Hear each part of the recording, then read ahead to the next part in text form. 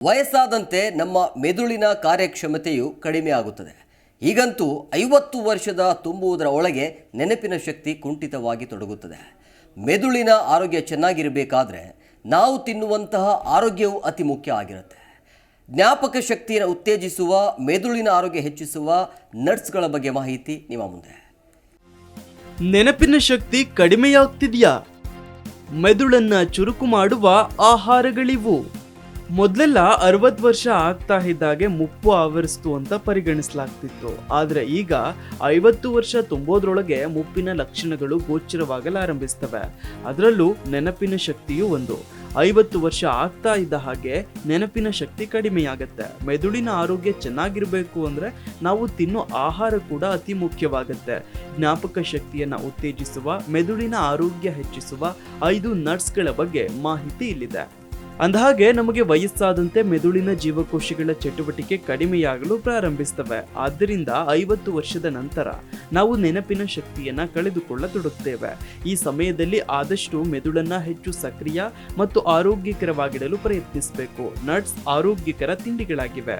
ಇವು ಮೆದುಳಿನ ಆರೋಗ್ಯವನ್ನ ಹೆಚ್ಚಿಸಲು ಉತ್ತಮ ಆಯ್ಕೆಯಾಗಿದೆ. ಮೊದಲಿಗೆ ಬಾದಾಮಿಯಲ್ಲಿ ರೈಬೋಫ್ಲಾವಿನ್ ಮತ್ತು ಮೆದುಳಿನ ಕೋಶಗಳ ಬೆಳವಣಿಗೆಗೆ ಸಹಾಯ ಮಾಡುವ ಇತರ ಸಂಯುಕ್ತಗಳಿವೆ. ಇದು ನೆನಪಿನ ಶಕ್ತಿಯನ್ನು ಹೆಚ್ಚಿಸಲು ಸಹಾಯ ಮಾಡುತ್ತೆ.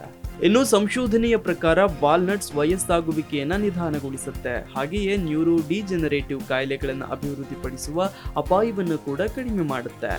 ಇನ್ನು ಪಿಸ್ತಾ ಮೆದುಳಿನ ಶಕ್ತಿ ಮತ್ತು ಅರಿವಿನ ಕಾರ್ಯವನ್ನು ಹೆಚ್ಚಿಸುವ ಅತ್ಯುತ್ತಮ ಆಹಾರಗಳಲ್ಲಿ ಒಂದಾಗಿದೆ. ಅಂತಿಮವಾಗಿ ಗೋಡಂಬಿಯಲ್ಲಿರುವ ಮೆಗ್ನೀಷಿಯಂ ಮತ್ತು ಸತುವು ನರಪ್ರೇಕ್ಷಕಗಳನ್ನ ಹಾಗೆಯೇ ಮೆದುಳಿನೊಂದಿಗೆ ಸಂವಹನವನ್ನ ಹೆಚ್ಚಿಸಲು ಸಹಾಯ ಮಾಡುತ್ತೆ. ಜಿ ಕನ್ನಡ ನ್ಯೂಸ್ ಈಗ ನಿಮ್ಮ ಮನೆಯಲ್ಲೇ ನೋಡಿ. ಎಲ್ಲ ಕೇಬಲ್ಗಳಲ್ಲಿ ಈಗ ಲಭ್ಯ.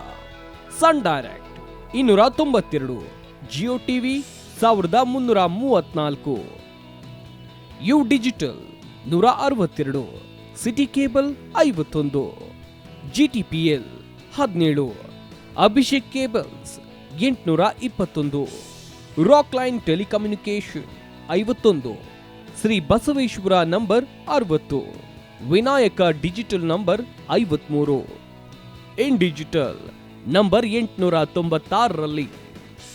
ನಿಮ್ಮಿಸ್ತದ ಜಿ ಕನ್ನಡ ನ್ಯೂಸ್ ನೋಡಿ ಆನಂದಿಸಿ.